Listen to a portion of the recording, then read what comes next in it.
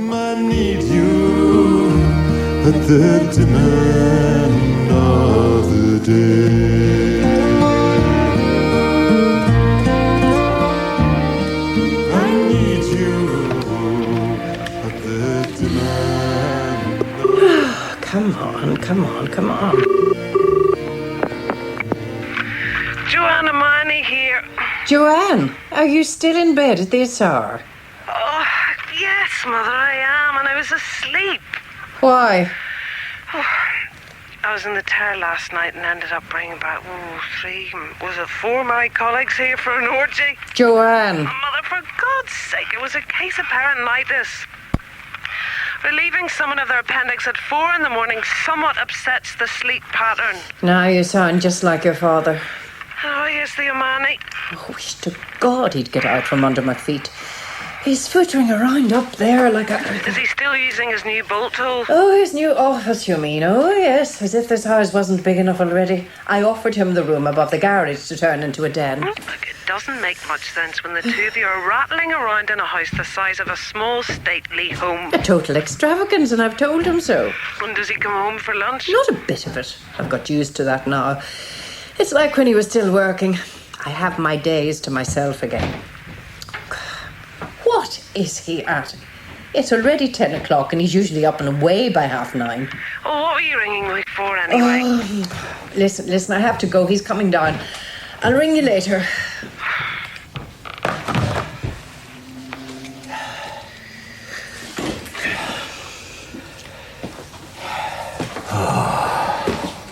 Will you be having lunch at home today, then? Are you ill? There seems to be no acceptable way of saying this after 50 years of marriage. I'm leaving you, Dympna. You're what? I'm leaving you. I'm moving up. Oh, don't be absurd. I have been many things over the years, but absurd never. Well, it's never too late to start. Oh, Where are you going? I'm not going to have a row with Do you. you really think you can walk in here, announce you're leaving me? Just as if you were telling me that you won't be home for lunch. You will have to explain yourself. Yeah, I suppose I owe you that. Owe me that? Why, you old bastard. I've already said I'm not going to have a row with you. It might be the death of both of us. The death of you, you mean? There's nothing wrong with my heart. You've finally gone soft in the head, haven't you? The great man finally gone soft in I the head. am perfectly in command of my faculties. I had hoped that we might be able to get through this in a calm, civilized manner. You are not in a courtroom now. I think it would be better if we left it at that for today. I'll call in tomorrow and we'll have a discussion about future plans. Where the hell are you going? Where? You needn't concern yourself with that for the moment. What's Joanne's number? What do you want? Just tell me her number, will you? You don't even know your own daughter's telephone number. Oh. I was just going to ask her to come round so you wouldn't be alone. If I want her company, I am perfectly capable of ringing her myself. Of course. Of course. I'll call tomorrow. Where are you going? You'll be all right. The children will be there for you. I have to go. Where are you going? I have a right to know. I think it's best you don't know. No doubt you will find out in due course. I know this is a shock, and I'm sorry for that. I've thought about it for a long time. But there's no easy way to say this. As I say, I'll call in tomorrow morning at 11 o'clock. Oh, my God.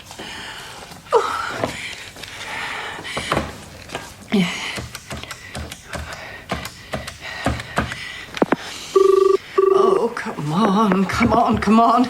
Joanne, Manny. Joanne, you must come round at once. What's wrong? He's left me. Left you where? Oh, don't be obtuse, dear. He's left me. He's left home. Oh, don't be absurd. That's my line. What? That is exactly what I said when he told me. You must have got this wrong. He's 78, a pillar of the establishment. The pillar of the establishment, according to himself. He's not going to leave his wife. It would be absurd, yes, isn't it? But that's what he's just done. Good God. I'll be round in 5 minutes.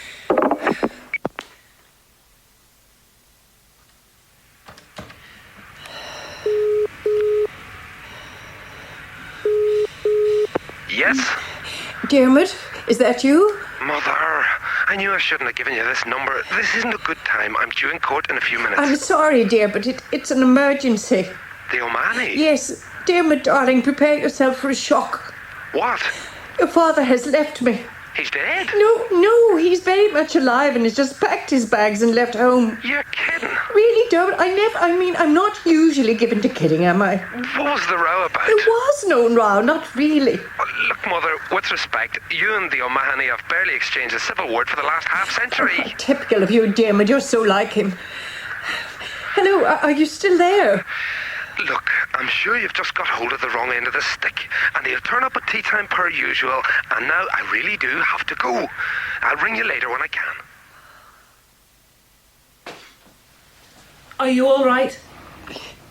No, I'm not all right. I've been thinking about this and I feel sure you must have misunderstood him. Don't you start to. I just had Diarmuid telling me I must have got it all wrong. Please, Mum, just tell me exactly what he said. He said, and I quote, "There's no easy way of saying this after 50 years of marriage, but I'm leaving you, Dympna." I'll make some tea. I always assumed I'd end up a widow one day. I wasn't looking forward to that, but at least you can have some dignity as a widow. But to be deserted by your husband, how could I face all the sly smiles at the bridge club? I think he's not well. This is so completely out of character. You know how he always insisted that we had to be above reproach, whiter than white? He must be having some kind of a breakdown to even contemplate this. He was always terrified of scandal. We'll have to get him seen by a specialist, but we don't want him committed or anything. That would be almost as bad. As bad as what? Oh, you know, which is more embarrassing, a bad husband or a mad one? These days, there's no shame attached to mental illness. Of course there is. Do you think the O'Mahony would want it known that he's falling apart mentally? He'd rather die first. Look, it can all be handled privately and you can call it depression. That covers a multitude. I have to go to work now, but I'll go and see him later. Joanne, I don't know where he is. He wouldn't tell me. Do you think we should contact the police? No. He said he'd call tomorrow to discuss practicalities. It would be good if you were here to make a diagnosis. Just, I get so furious with him, I can't think straight. Look, what time is he coming? 11 o'clock in the morning. Okay, I'll call in later. Will you be all right? Yes.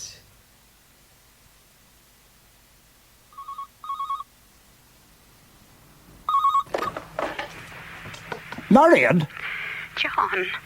where are you? Can you talk? Yes, but not for long. I'm on a payphone at the hospital. Hospital? It's little Emma. She fell and has concussion. Is she unconscious? Well, she came around quickly, but they're going to keep her overnight for observation. Oh, yeah, of course. So you see, I couldn't tell you. I was just about to. I'd wound myself up to it and then Mary rang. Of course you can't tell him in the midst of all this. But I keep thinking, John, what if I'd already told him and left and then Mary had rung? Oh, God, it's unthinkable. Marion, my love, don't think like that. Have you told Dympna? Yes, this morning. Marion, are you there?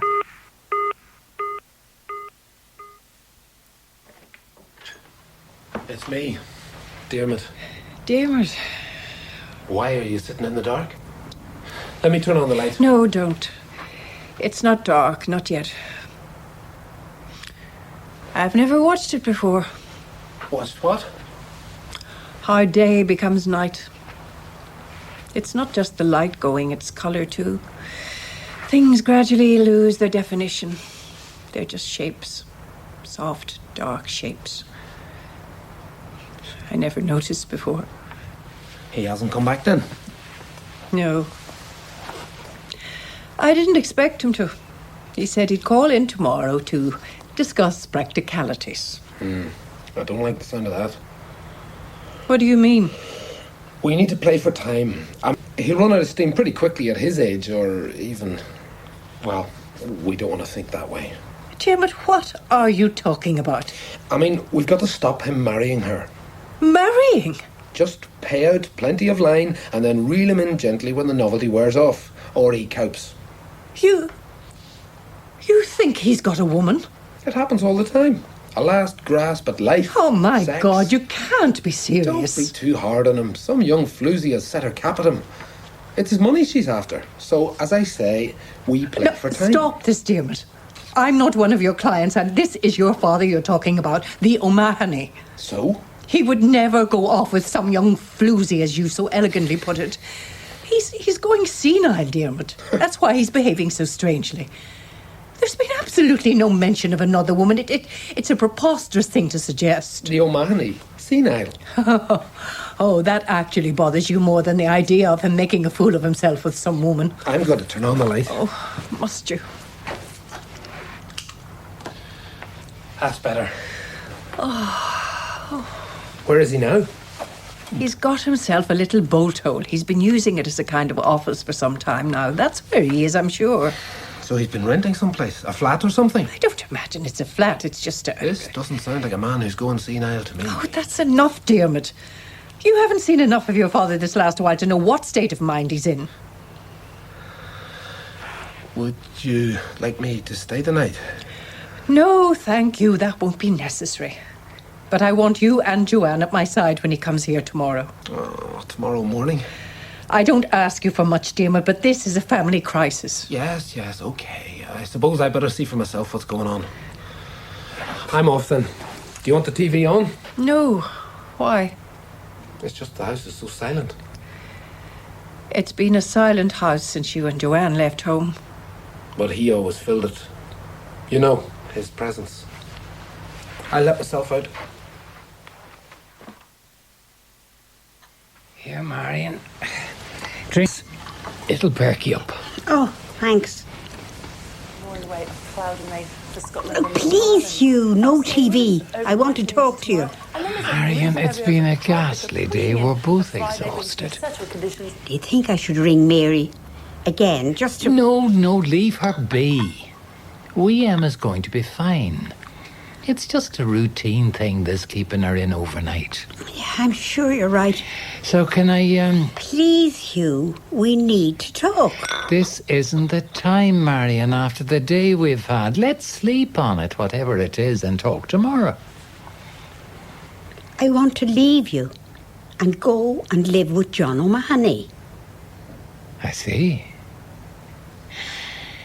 You seem to have made up your mind. Is that it? After how many years have we been married? You've always made your life decisions without much reference to me. So why change the habits of a lifetime? Oh, that's just not true. I didn't think you'd be so bitter. I'm tired, Marion. Go to bed and tomorrow do what you have to do. I'll cope with it in my own way. So stop trying to make me react in a way you think is appropriate. You really don't give a damn about me, do you? No escape. Look, Marion, you may be all set to play some kind of emotional ping pong, but I'm not. I'm just too tired. If you'd brought this up at another time, maybe I could have risen to the occasion and given a passable performance as the broken-hearted husband. But as it is, I'm just deeply thankful that my precious Emma is all right. And now I'm going to watch some TV and go to bed. To tell the captain to leave Australian waters, but the Norwegians say it's their duty to help the refugees. John? Marion, are you all right? No, well, I mean, oh, John, I just told him. Oh, this evening? Yeah, just now. You think I shouldn't have? Oh, I know, you're right. With everything that happened today, it was a terrible time. The worst of all possible times. There's never a good time. But first, tell me how the little girl is. I think she's okay, but it's terrifying, isn't it? You suddenly realise how easily you could lose them. Diarmuid was 5, he got a serious pulmonary infection. They tried one antibiotic after another. We thought he was going to die. Dympna coped with it much better than I did. She has this simple, strong faith that it's all in God's hands, except that in this case, God was a particularly nasty bacteria and a series of incompetent doctors. I know. Morning after morning at school, I stood up in that assembly hall looking down at all those little upturned faces, and I had to sound utterly sure. For spiritual guidance and comfort, refer to pages 6 to 36 in the schemes of work. And all the time there was this fear around the edge of everything, a darkness I never dared to look at. Incredible, isn't it? How you can go on for a lifetime averting your eyes, keeping yourself so busy you don't let the fear in. But now I have time to think, and I'm going to walk bravely towards the darkness with my eyes wide open. So good to talk to you, John. Hugh and I don't talk. You always talk about things that matter. Dympna would laugh if she could hear you. Don't invoke Dympna just now. No, I'm sorry, but in our house I would be considered the silent one. Ironic, with my talent, my vocation is words. Words, logic, building a case, persuading. Yet at home it's as if I speak the wrong language. The house seems to be eternally full of a gale of words, yet I move through it in a kind of circle of silence. Maybe that's my fault. I created it myself. The only problem really was that the children never seemed to venture inside it. They were always caught up in Dympna's maelstrom. Is she very angry? At the moment she doesn't believe I'm serious. She's decided I'm going senile. Oh, no, John, surely not. She finds that easier to cope with than the idea of me making a sane and rational decision to leave her. What did Hugh say? He said he was too tired to indulge in some emotional ping-pong with me. Ping-pong! And there was me thinking we'd at least been playing tennis all these years. That's better. What? Hearing you laugh like that. Oh, John, this isn't how we planned the first day of our life together with you alone in the flat. I could come round now and pick you up. No, John, no. I couldn't possibly leave. What if Mary phoned during the night? Of course. I just long to see you. I know. Me too. Will I see you tomorrow? I don't know. It depends on Emma and everything. You see, I don't feel I can tell Mary yet with the Emma in hospital. You understand? I know. Have you told Dympna about me? No. Oh, that's good. I couldn't bear it if Mary got to hear it before You may tell her. I'll ask him not to. It has to be me. I'll go and speak to her now before he goes to bed. Look, I'll ring you tomorrow when I can. Hello? Mom? I'm in the study, dear. How are you this morning? He must have been planning this for some time. Well, why do you say that? All the history books are gone. Like missing teeth. He's left the law ones. Interesting that. Now we know what his true love is. He must have taken them to his office. Little by little, the premeditation of it is chilling. Well, there must have been, at the beginning, you were in love, weren't you, when you married? I've been thinking about that all night. Well, can you get back in touch with those feelings you had for him? Joanne, dear, you've been watching too much daytime TV. Oh, when would I get time to watch daytime TV? All that American claptrap about getting in touch with your feelings. I know exactly why I married John O'Mahony. The first time I saw him walk into a room, I decided I was going to marry him. He was the most handsome, brightest of them all. You could tell he was going to go far even then. Well, did you ever tell him that? No, I did not. He's arrogant enough as it is. He makes me too angry. Why? Because I had to work so hard to get his attention. But you obviously did. At the beginning, maybe. I dazzled him. I was very good looking in those days. So when did you... I got him to propose, and then, it was all a whirlwind after that. It was the biggest, most stylish wedding of the year. Yes, I've seen the pictures. He was very quiet through all of it. You know the way he is. We got so little time with each other. There were always relatives to be visited and things to be decided for the wedding, and me in tears half the time because this or that wasn't right. And after the wedding thing was over? The wedding thing, as you call it. Yes, then suddenly we were alone together and the silence was deafening. Till I came along and broke it. Yes, you. We're in here.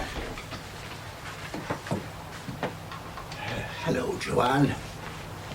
Come and sit by me, Joanne, dear. I feel so upset. So, where are all the history books? I've moved them to my new home. So, you've been planning this for a long time. How long? Yes, I have been planning it. Trying to find a way to make it less painful for everyone. You liar! You've been lying to me. You said you had an office downtown. Now you say it's your new home. What is it? A house? A flat? It's a small apartment. Oh, an apartment. How are you? Aren't we getting terribly modern and American in our old age? Dympna, I didn't come here to quarrel with you. Don't you think 50 years of fighting with each other is enough? I want to call a halt. I am calling a halt. And the only way to do that is to live apart from you. You see, Joanne, he's taken leave of his senses. Well, As if this house isn't big enough for us to have several little apartments each with room to spare. Well, this is what I came to discuss. I want to assure you that your standard of living will not be compromised in any way. You'll continue to My live standard here. of living compromised? What about my honour, my dignity in this town? Oh, there's that poor Dympna O'Mahony. She was deserted by her husband, you know. Very sad, very sad. I mean, if I was a widow, everyone would be sympathetic. That's normal to be widowed. But to have your geriatric husband leave you is absurd. I'm sorry if you find my continued existence on the planet inconvenient, but I am to live out what time is left to me in my own way. I'm convinced that once you've accepted the inevitability of the situation, you will find a new peace of mind. Here, alone in this mausoleum. If you don't want to live here, we'll sell it. But who will look after you? What, you mean cook and so on?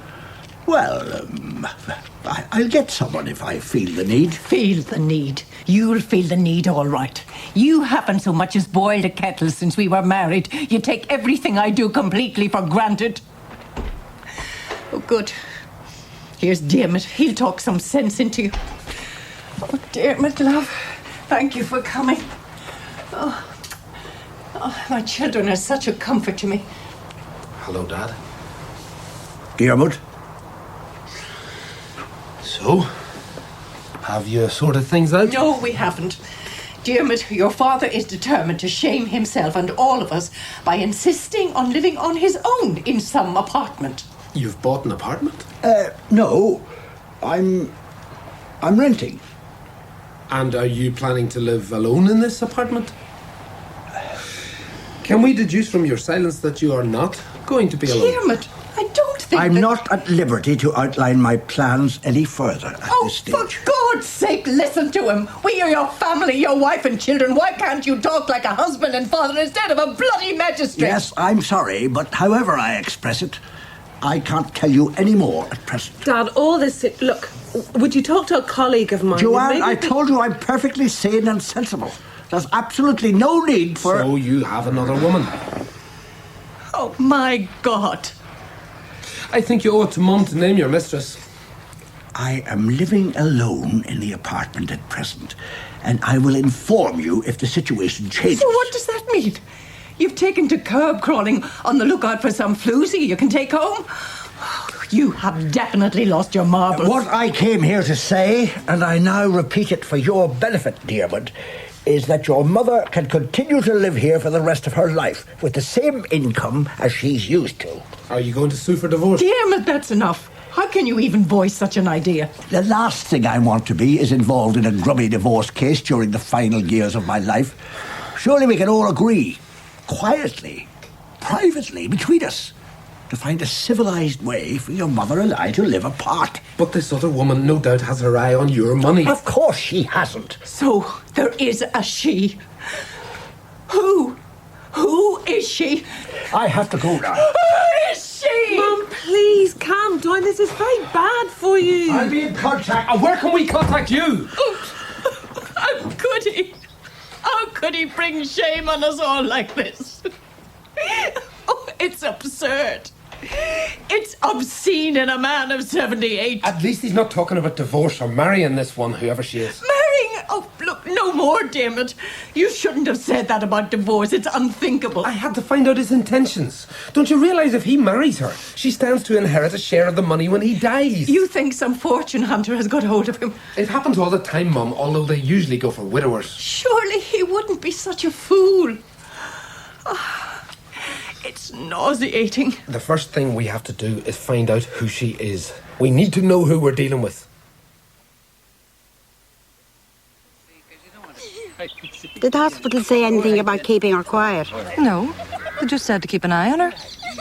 I never want to go through another 24 hours like that. I know, Mary. Thank God she's all right. You remember that time I nearly bit my tongue off?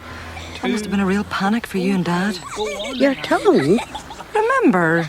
I was swinging between two chairs and suddenly one of them tipped and I bit right through my tongue. There was blood everywhere. Please, Mary. You must remember. Daddy said he was horrified, but he was trying all the time not to let me see how frightened he was. Perhaps I was at work. Oh, yeah. Probably. You were always at work. Mary, your father always worked full-time too. Yeah, but he always seemed to have time to play with me. You were always too busy. He was probably too busy trying to get the house clean and put back to rights before another week was upon us. Sure, you always had a cleaner. No, I only had a cleaner during the last years when I became principal. No more. No. I'm sorry if I didn't take the time to play with them. I'm not good with small children. Your dad always was. Look at him now. He should have been the teacher, and I would have made a wonderful civil servant. It's such a pity you couldn't have had more children for him. Are you planning another one? That's between me and Bob. Of course. Thank goodness this didn't happen next week when I'm away on my course. What course, dear? I meant to ask you. It'll be okay for you and Dad to take Emma for a couple of nights. You know the way Bob works so late, and she'll be at nursery all morning, and then Dad could pick her up as usual and keep her overnight. Next week? You're not doing anything else, are you? Well... I mean, I don't often ask for your help. I should have told you sooner. See, it's a course I really need to do in computers. It'll put me in a much better position to apply for promotion, and you know how you're always going on at me to be more ambitious. Oh, yes, dear. Look, I'm sure Hugh will be able to keep Em overnight, but I may not be there. What? Are you going away somewhere? You didn't say. Well, there's an old friend of mine who's very ill. I might have to go away for a few nights to visit her. Oh, couldn't you put it off till the week after? I mean, she's not at death's door, is she? Yes, I think she is. There's Bob now. Come on, Emma. Daddy's here. Death of the heart. It'll be Tuesday, Wednesday, Thursday next week. Bye-bye, love. Bye. Bye, Emma.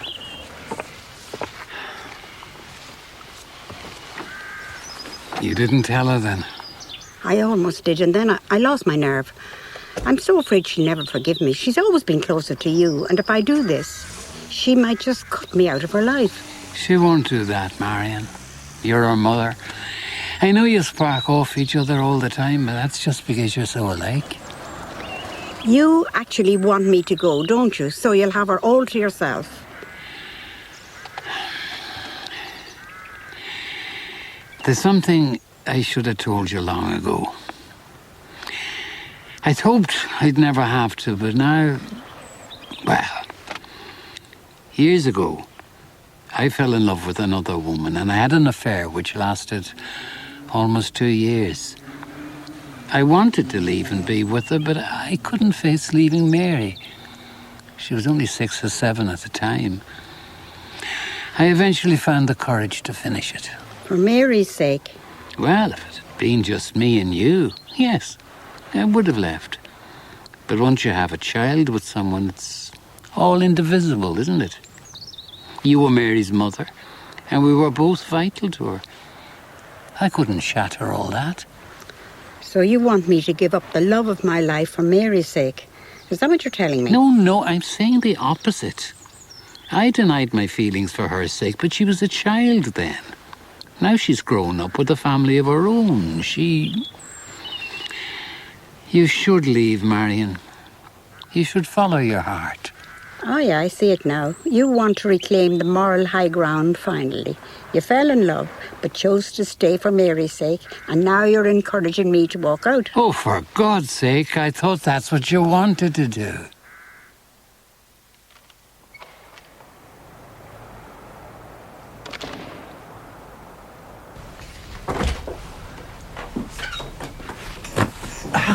Marion! Oh, John! Oh, you're trembling. Oh, can we sit down? Come on. Come on. There. Oh, this place feels like Noah's Ark. Every time I go out that door, I feel I'm drowning. Noah was very lonely last night. Oh, I know. Oh, John, I'm sorry. I'm sorry for all this. There's nothing to be sorry about. Is the little girl all right? Oh, yeah, thank God. She was playing away with Hugh in the garden all morning. How are things at home? He wants me to leave. He can't wait to get me offside so he can have Mary all to himself. He's encouraging you to leave. Oh, yeah. He even told me the story of his great passion. I suppose he thinks that makes us even. But you always knew, didn't you, that he... John, I'm frightened. If I leave, he'll turn Mary against me. I can't face losing my daughter. You're not going to lose her. They all find it hard to accept. But she'll come round in the end. How have Joanne and Diarmuid reacted?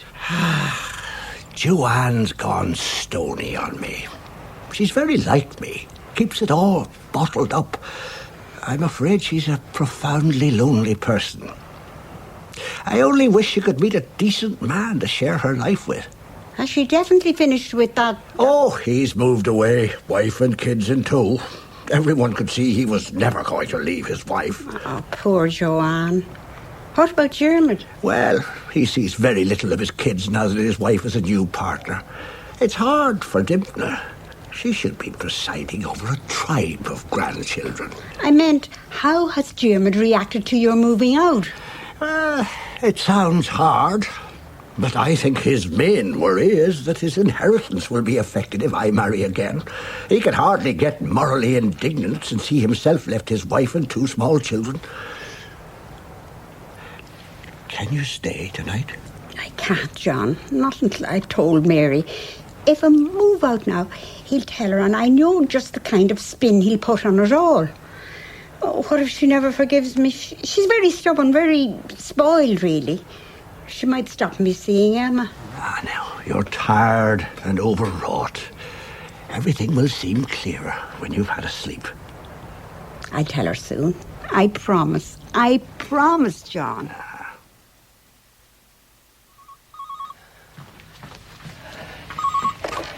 Yes? Mum, hello. I've got some news for you. Diarmuid? He's living in one of those new riverside apartments. Very classy. And you'll never believe who he's shacked up with. Please, Diarmuid, remember this is your father you're talking The about. O'Mahony's mistress is Joanne's old headmistress. What? Marion Gray? The very same. I remember you used to give out yards about her after every parent-teacher meeting. But she's older than me. There's no accounting for taste. Are you sure? I'm afraid so. But why her? I mean, where could they have met? Maybe they've been having an affair for years. Sorry. I'm sorry, Mum. That was a very insensitive thing to say. Oh, but you may be right. The betrayal of it. How far back does it all unravel? Look, maybe I shouldn't have told you this over the phone. I'll come round later as soon as... Or I'll ring Joanne and see if she can go round to you. Do you really think he would have risked his reputation while he was still on the bench? And she was principal of a Catholic girls' school? No. I think this is a recent thing, Mum. I mean, he would have left years ago when he retired if it had been going on And to think that patronising, self-righteous bitch used to stand up telling us how we should bring up our daughters. Well, by the sound of it, they deserve each other. Really, Diarmuid, your sarcasm is unhelpful at a time like this. Sorry. See you later. Marion bloody Gray. That hypocritical, self-righteous cow.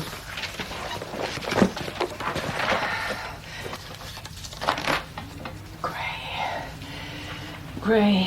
Oh, what was her husband's name? Oh, yes.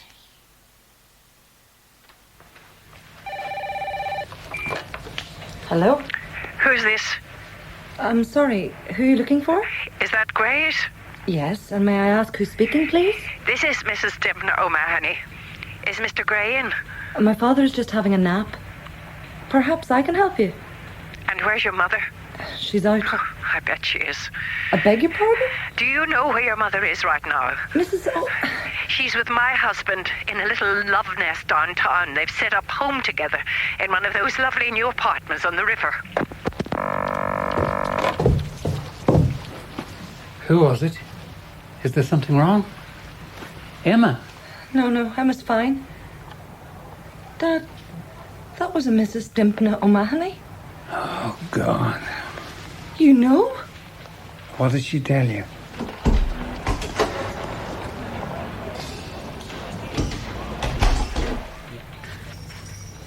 Oh, God, is it Emma? No, Marion, Emma's fine. Then what? I think we should all sit down and have a talk. How could you? It's obscene at your age. You told her. You've no right to tell her. Leave him alone. It wasn't him. I just had the most hateful phone call from Dympna O'Mahony. Oh, my God, Mary, I'm sorry you had to hear it like that. I tried to tell you yesterday and I lost my nerve. I bet you did. You've been having an affair with this man O'Mahony. We've had a relationship, yes. At your age? It's disgusting. No, it's even worse than that. It's ludicrous. People will laugh at you. How dare you speak to me like this? I've had a lifetime of you telling me what was suitable and decent, and now you've broken every rule in the book. I've done my time, Mary. This is for me now. It's a friendship I can't live without. What about Daddy? Who's going to look after him? Mary, I don't want anyone to look after me. If your mother wants to go, then so be it. For God's sake, Daddy, why do you always just roll over? If you leave this house, you'll never see me or Emma again. The final word, though, goes to Warren, the greatest spinner the game has known. Took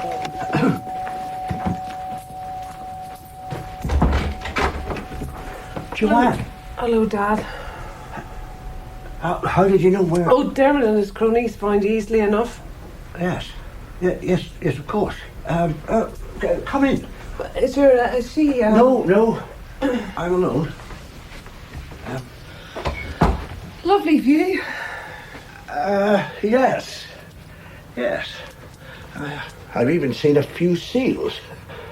I never thought they'd venture so far up the river. It's nice, but... You look totally out of place here. Out of context, yes.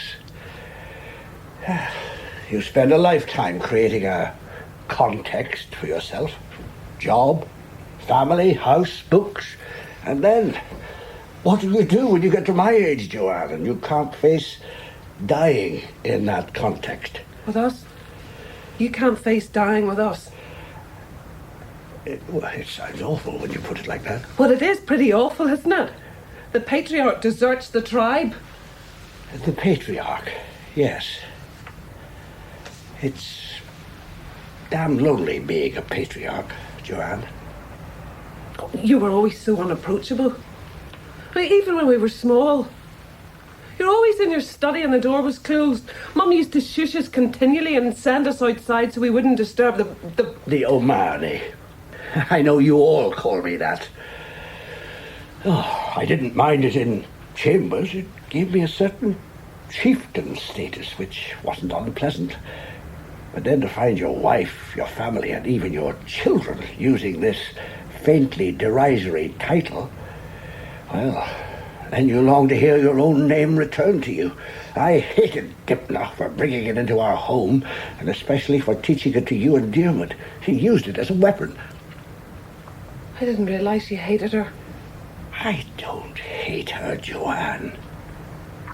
But there is a bitterness there. We're not good for each other, Dympna and I. We should never have married. We deserved each other, though, I suppose, both arrogant and selfish. I knew in the weeks leading up to the wedding that it was all wrong, but I hadn't the courage to call a halt. It's taken me half a century to find the courage. Well, you should have done it long ago if you felt like that. It's terribly hard on her now when she's old and vulnerable. I find it hard to think of Dympna as vulnerable. But yes, I know it's hard on her, and I'm deeply sorry for that. I honestly believe that once she's got over the social embarrassment, she really will be happier with me out of the house. So you're quite happy to walk away from us as well? Not happy. Resigned to it. I just assumed you'd both be in her camp. I'm in nobody's camp. Yes. Yes, I see that now, and I'm... Well, I don't think I'm taking your side in all of this. Oh, where did you meet her? In the library. We used to just talk. It was in those months after I'd been in hospital, you remember. You see, Joanne, I thought I was going to die.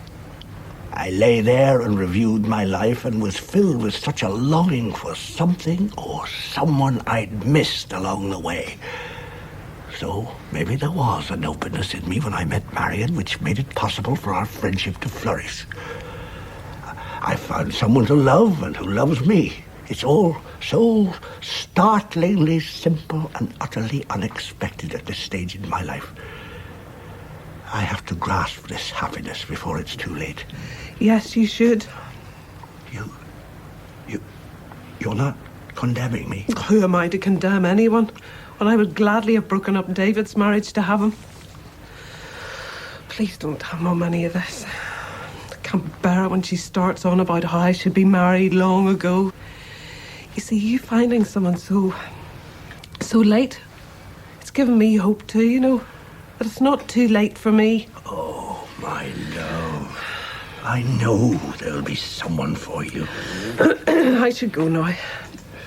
I don't really want to come face to face with Mrs. Gray. You know who she is? Oh. Diarmuid again. Afraid so. Does your mother know? Yes. Oh, dear. I'm sorry I didn't feel I could tell any of you until Marion had made the break with her family. She's finding it very difficult to tell her daughter. She may not be able to make that final break. So you could end up alone? That is quite possible. You could come home. No. That's not going to happen, Joanne. Hey, you will come and see me again? Yes. If you promise not to mention it to Mum. Of course I won't. Oh. Oh, God. Marion, are you all right? Oh, Siobhan. Joanne's here. I'm just going. Please don't go on. I really have to. Thank you for coming, Joanne. You will come and see me again, won't you? Yes, but don't tell him. I'll let myself out. You're staying? Till death do us part. Oh, my love. Marion. Marion. Oh.